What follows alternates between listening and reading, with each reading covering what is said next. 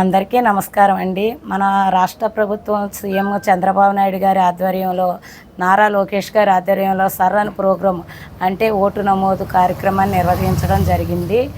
మన జూన్ 15వ తారీఖు, 16, 17వ తారీఖుల్లో నిర్వహించడం జరిగింది.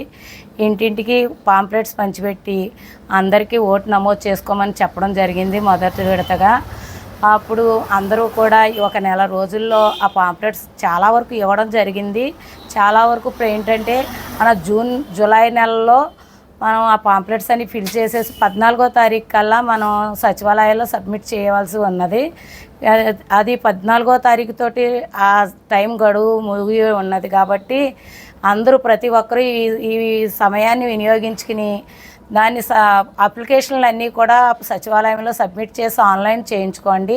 మొదటి విడతగా చేసిన అప్లికేషన్లన్నీ నమోదు అయ్యి ఓట్లు త్వరగా రాబడతాయి. రెండో విడత గురించి ఎవరు ఆలోచించవద్దు. ఈ సమయాన్ని వినియోగించుకోవాల్సిందిగా అందరినీ కోరి ప్రార్థిస్తున్నాం. అలాగే మన తోటా సీతారామలక్ష్మి తెలుగుదేశం పార్టీ ఇన్ఛార్జి తోటా సీతారామలక్ష్మి గారు కూడా ప్రతి వార్డులోని తిరిగి ఈ సర్ అనే ప్రోగ్రాం గురించి అవగాహన చేయడం జరిగింది. అనేక వార్డుల్లో తిరిగి ఆవిడ అవగాహన కార్యక్రమాన్ని చేపట్టడం జరిగింది. ప్రతి ఊర్లో ఉన్న వాళ్ళు కూడా ఈ ప్రోగ్రాంని వినియోగించుకుని ఈ 14వ తారీఖు లోపల మీరు అందరూ కూడా ఓట్లు వినియోగించుకుని మీ ఓటు నిలబెట్టుకోవాల్సిందిగా ప్రార్థిస్తున్నాం. నా పేరు సత్యలక్ష్మి.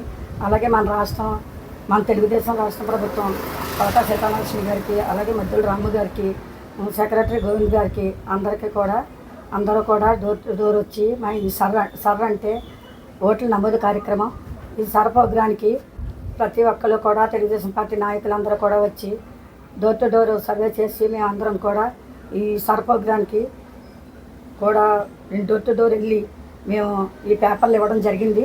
అలాగే ఆ పేపర్లన్నీ మళ్ళీ కలెక్ట్ చేసుకొని సచివాలయానికి అందజేయడం జరిగింది. అలాగే అందజేసిన తర్వాత మేము అలాగే మీరు అందరూ కూడా ప్రతి ఒక్కరూ కూడా ఓటు కార్యక్రమాన్ని వినియోగించుకోవాల్సిందిగా కోరుచున్నాము. అలాగే రెండో విడత దగ్గర 14వ తారీఖు వెళ్ళిన తర్వాత వచ్చారంటే కనుక మీకే ఇబ్బంది పడతారు.